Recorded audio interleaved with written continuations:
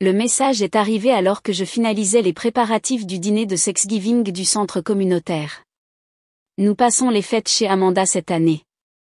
Avec tout ce qui s'est passé au barbecue de cet été, nous pensons qu'il est préférable que tu fasses l'impasse cette fois-ci. Nous voulons des fêtes tranquilles. Les mots de ma mère brillaient sur l'écran de mon téléphone. Chacun était un nouveau rappel de ma place dans notre hiérarchie familiale. Je m'appelle Catherine Mitchell, j'ai 34 ans. Et pour la première fois de ma vie, on venait de me désinviter officiellement de notre Thanksgiving familial. L'incident du barbecue de l'été auquel ma mère faisait référence.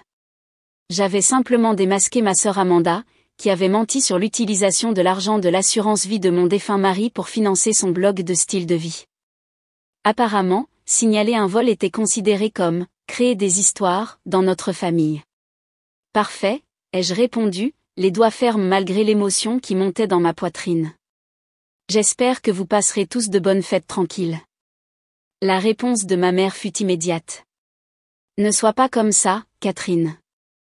Tu sais à quel point ta sœur est sensible à propos de l'argent en ce moment. J'ai posé mon téléphone et j'ai regardé ma cuisine, où j'avais prévu de préparer des plats pour notre réunion de famille. Le comptoir était couvert de listes de courses et de fiches de recettes, des traditions que j'avais maintenues même après avoir perdu James il y a 2 ans. Ma sœur n'avait pas seulement pris son argent. Elle avait volé le dernier lien que j'avais avec nos souvenirs de fêtes partagées. Le directeur du centre communautaire, Michael, a appelé juste au moment où j'étais sur le point de sombrer dans l'apitoiement. Catherine, s'il te plaît, dis-moi que tu coordonnes toujours le dîner de Thanksgiving. Nous avons 2 fois plus d'inscriptions que l'année dernière. J'ai de nouveau regardé le message de ma mère, puis la liste que j'avais faite. En fait, Michael, je crois que je peux faire plus que coordonner. Je suis entièrement libre ce jour-là. Vraiment? Ce serait incroyable. Les enfants du programme jeunesse espèrent que tu seras là. Ils adorent tes histoires. Pour la première fois de la matinée, j'ai souri. Le centre communautaire était devenu mon sanctuaire après la mort de James. Un endroit où je pouvais canaliser mon chagrin en quelque chose de significatif. Pendant qu'Amanda postait sur le fait de « vivre sa meilleure vie », avec l'argent de mon mari, j'avais discrètement bâti une communauté de personnes qui se souciaient vraiment de faire une différence. Ce soir-là, mon téléphone a vibré. C'était un appel de mon père. « Princesse, ta mère m'a parlé du message. Tu ne crois pas que tu es un peu têtue? Amanda traverse une période difficile en ce moment. » Vraiment, papa? Gérer un blog de style de vie et acheter des vêtements de créateur avec l'argent de mon défunt mari, c'est vraiment traverser une période difficile? Ce n'est pas juste. Elle essaie de se construire une carrière. Non, ce qui n'est pas juste, c'est que tout le monde prétende que ce qu'elle a fait était bien. Ce qui n'est pas juste, c'est qu'on me désinvite de Thanksgiving parce que j'ai refusé de jouer le jeu. Nous ne te désinvitons pas, a-t-il soupiré. Nous essayons juste d'éviter une autre confrontation. En me disant explicitement de ne pas venir. Intéressante définition de « ne pas désinviter, papa ». Après avoir raccroché, je me suis plongée dans l'organisation de la célébration du centre communautaire. Si ma famille voulait prétendre qu'Amanda était la victime, très bien. J'avais de meilleures façons de passer mes fêtes. Les jours suivants ont apporté un déluge de textos de divers membres de la famille. Ma tante Suzanne, ne peux-tu pas simplement t'excuser pour maintenir la paix? Ma cousine Bette, Amanda est très blessée que tu l'aies accusée publiquement.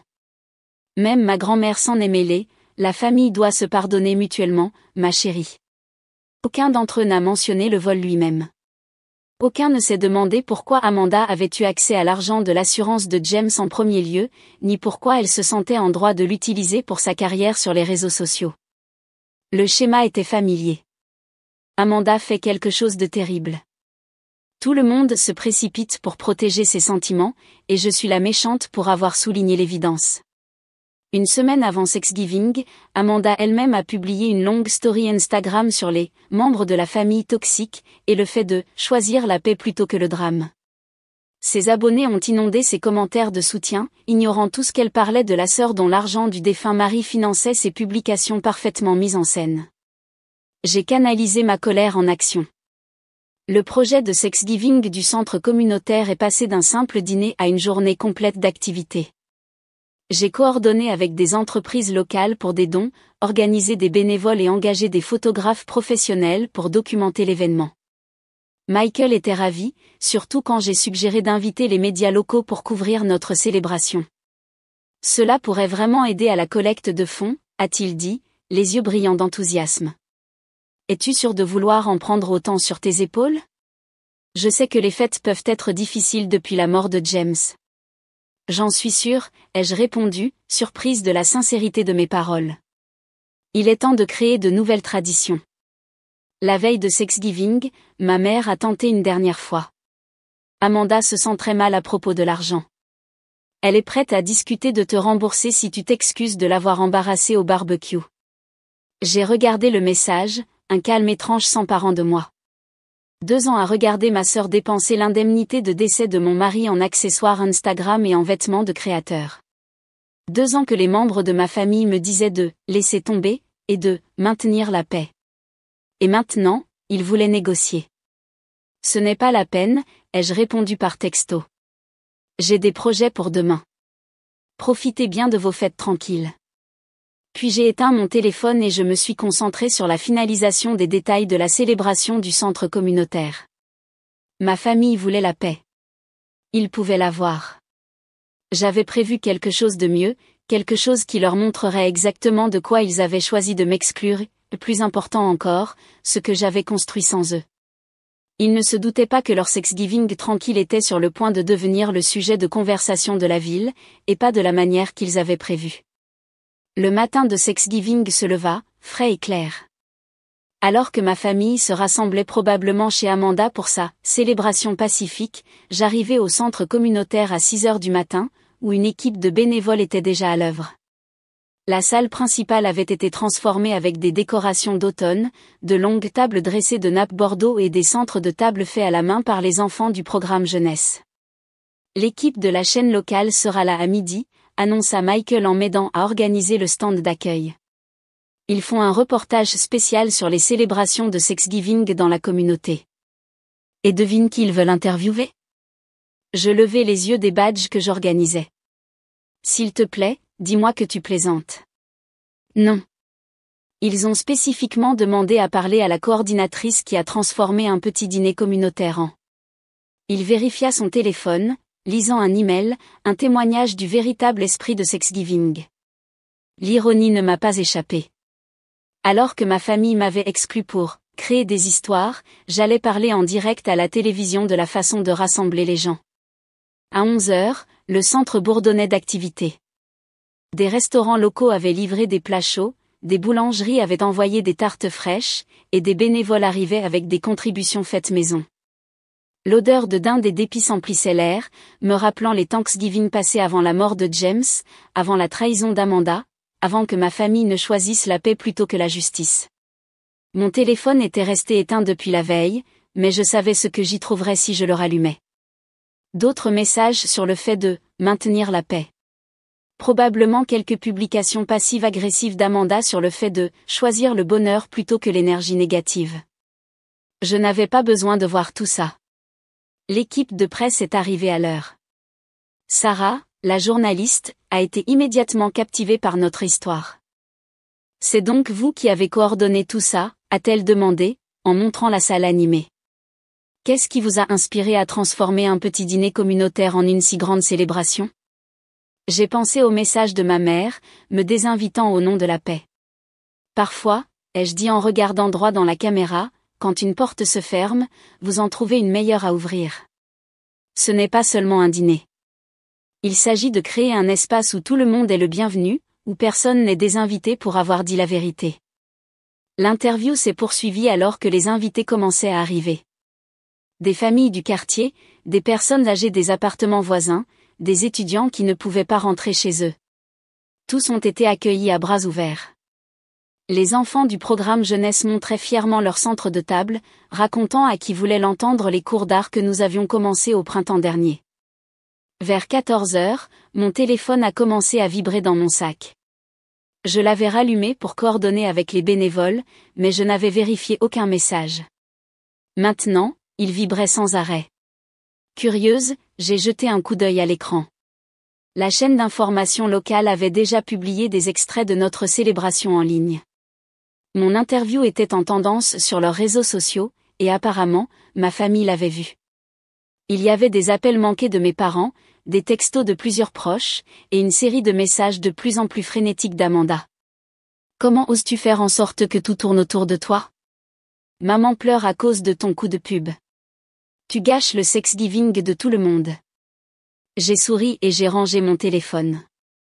Qu'il voit de quoi il s'était exclu. Qu'il voit comment leur fille dramatique créait quelque chose de beau sans eux. L'après-midi passa à toute vitesse dans un tourbillon d'activités. Nous avons servi plus de 300 repas, organisé des jeux pour les enfants, et même eu un spectacle de talents improvisés où les aînés de la communauté ont partagé des histoires et des chansons. Les photographes ont tout immortalisé. Les rires, les étreintes, la joie authentique des gens réunis. C'est mieux que n'importe quel dîner de famille auquel j'ai assisté, a commenté Michael en m'aidant à servir la tarte. Pas de drame, juste une pure célébration. Personne n'a eu à être désinvité pour maintenir la paix, ai-je ajouté, assez fort pour que les invités proches l'entendent. En début de soirée, notre célébration a fait les gros titres du journal télévisé. Le reportage présentait des extraits des festivités, des interviews d'invités heureux, et moi parlant de l'importance des espaces communautaires inclusifs. La journaliste a terminé le segment en le qualifiant de « brillant exemple de la transformation d'une perte personnelle en un gain pour la communauté ». Je savais que ma famille regardait. Je pouvais les imaginer dans le salon parfaitement décoré d'Amanda, leur téléphone explosant d'appels d'amis qui avaient vu les nouvelles. Leur « fête pacifique » ne devait plus sembler si paisible. D'autres messages sont arrivés, mais pas de ma famille. Des membres de la communauté, des entreprises locales, et même des inconnus ont pris contact pour louer l'événement et demander comment ils pourraient s'impliquer l'année prochaine. Le nombre d'abonnés sur les réseaux sociaux du centre communautaire a doublé, puis triplé. Les dons ont commencé à affluer via leur site web. Catherine m'a appelé Michael, le visage rayonnant d'enthousiasme. Tu ne vas pas le croire. Le bureau du maire vient d'appeler. Ils veulent inclure notre célébration de Sexgiving dans le guide annuel des fêtes de la ville. Ils demandent si nous pouvons en faire une tradition annuelle. J'ai pensé à James, à la fierté qu'il aurait ressentie de voir son argent d'assurance aider à construire quelque chose de significatif plutôt que de financer des publications Instagram. J'ai pensé à ma famille, qui avait choisi de m'exclure plutôt que de confronter les actions d'Amanda. Une tradition annuelle semble parfaite, ai-je répondu en regardant les bénévoles emballer les repas restants pour les refuges locaux. Après tout le monde mérite une place à table. Alors que la soirée se terminait, j'ai vérifié mon téléphone une dernière fois. Parmi l'avalanche de messages, un seul se détachait, celui de ma grand-mère. Le message de ma grand-mère était différent des autres. Pas d'accusation, pas de demande d'excuses, juste un simple « je t'ai vu à la télé ». James serait fier. Peut-on se parler? De tous les membres de ma famille, grand-mère Rose avait été la seule à s'interroger sur l'amélioration soudaine du style de vie d'Amanda après la mort de James. Elle avait aussi été la seule à m'appeler régulièrement pendant ces sombres mois après l'avoir perdu. Son message m'a semblé être une bouée de sauvetage dans un océan de drame familial. Le lendemain matin, je l'ai rejointe dans sa petite maison à la périphérie de la ville. Elle attendait sur son porche, un album photo sur les genoux. « J'ai quelque chose à te montrer », dit-elle en tapotant le siège à côté d'elle. Ton grand-père et moi avons commencé cette tradition en 1975, quand l'usine a fermé. Nous avons organisé Sexgiving pour tous les travailleurs licenciés et leurs familles. L'album était rempli de photos jaunies montrant des dîners communautaires remarquablement similaires à celui que nous avions créé la veille. Je n'ai jamais su ça, ai-je dit en touchant une photo de ma jeune grand-mère servant de la dinde à une foule. Personne dans la famille n'en parle plus. Ça ne correspond pas à leur image de ce que les fêtes devraient être. Elle a refermé l'album avec soin. Ce que tu as fait hier?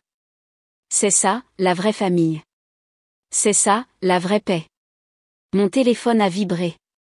Un autre message d'Amanda. Maman est dans tous ses états à cause de ton coup de pub. J'espère que tu es contente. Grand-mère Rose a vu le texto et a secoué la tête. Tu sais, je suis restée silencieuse trop longtemps à ce sujet. Ta sœur a profité de ton chagrin, elle t'a volé, et d'une manière ou d'une autre, elle s'est fait passer pour la victime. Il est temps que quelqu'un d'autre que toi parle. Avant que je puisse répondre, elle composait déjà le numéro de ma mère, le mettant sur haut-parleur. Maman, répondit ma mère, l'air fatigué. Margaret, nous devons parler de ce qui s'est réellement passé avec l'argent de l'assurance de James. Ce qui a suivi fut la conversation que j'essayais d'avoir depuis 2 ans. Grand-mère Rose a méthodiquement tout exposé. Comment Amanda m'avait convaincu de lui donner un accès temporaire au compte alors que j'étais submergée par le deuil. Comment elle avait progressivement détourné de l'argent pour son blog. Comment la famille avait choisi d'ignorer tout cela pour maintenir la paix. Mais elle le rembourse, protesta faiblement ma mère. Seulement après que Catherine l'ait démasqué, rétorqua ma grand-mère. Et vous avez tous puni Catherine pour avoir dit la vérité. Vous avez désinvité votre fille en deuil de Thanksgiving tout en protégeant celle qui l'a volée. Comment justifiez-vous cela? Le silence à l'autre bout du fil était assourdissant. J'ai besoin d'y réfléchir, dit finalement ma mère en raccrochant. Grand-mère Rose m'a serré la main. Laisse-lui du temps. La vérité finit toujours par éclater. Elle avait raison. Le dimanche, la façade a commencé à se fissurer. Mon père a appelé en premier, la voix lourde de honte. J'ai revu ton interview. Tu as dit quelque chose sur le fait de ne pas désinviter les gens pour avoir dit la vérité. Princesse, je suis tellement désolée. Puis ce fut le tour de ma tante Suzanne. J'ai vu ces enfants du centre communautaire parler de leur cours d'art.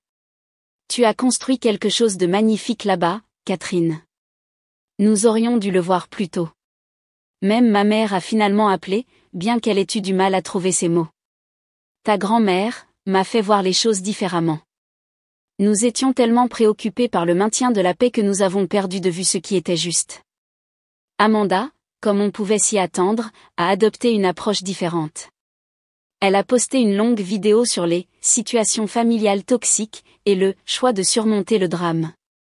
Mais cette fois, les commentaires n'étaient pas entièrement favorables. Les gens qui avaient vu notre célébration communautaire posaient des questions auxquelles elle ne pouvait pas répondre. Une semaine après Thanksgiving, le centre communautaire a organisé une réunion de planification pour les événements futurs. La réponse a été écrasante. Des entreprises locales se sont engagées à soutenir, des bénévoles se sont inscrits en masse, et le bureau du maire a promis un financement pour des programmes élargis. Ton dîner de fête a inspiré tout un mouvement, a dit Michael en me montrant le total des dons. Les gens l'appellent la table de tout le monde, un endroit où personne n'est désinvité. J'aimais ce nom. Il représentait tout ce que le Thanksgiving, pacifique, de ma famille n'avait pas été. Inclusif, honnête, et véritablement paisible. Grand-mère Rose est devenue une habituée du centre, partageant des histoires sur ses propres journées de construction communautaire et enseignant aux enfants ses fameuses recettes de tartes. Elle a apporté de vieilles photos pour notre tableau d'affichage, montrant que parfois, les meilleures traditions familiales ne sont pas celles qui excluent, mais celles qui accueillent tout le monde. Ma mère et mon père ont également commencé à faire du bénévolat, discrètement au début, puis avec un enthousiasme croissant. Ils ne se sont jamais excusés explicitement de m'avoir désinvité de Thanksgiving, mais leurs actions parlaient plus que les mots. Amanda a gardé ses distances, mais la dynamique familiale avait changé. Ses tentatives de se faire passer pour la victime tombaient à plat face à la réalité de ce qu'elle avait fait. L'argent de l'assurance était remboursé, lentement mais sûrement, même si notre relation ne se remettra peut-être jamais. Quant à moi, j'ai trouvé quelque chose de mieux qu'une place à la table de Thanksgiving de ma sœur. J'ai trouvé mon but, ma communauté, et un nouveau genre de famille. Une famille bâtie sur la vérité plutôt que sur une paix artificielle. Hier, nous avons eu notre première réunion de planification pour la célébration de l'année prochaine. En regardant grand-mère Rose apprendre aux enfants à faire des dindes en papier, mes parents organisaient des listes de dons, et Michael coordonnait avec les entreprises locales, j'ai réalisé quelque chose. Parfois, être désinvité d'une table vous amène à en construire une plus grande et meilleure. La table de tout le monde. Où tous sont les bienvenus.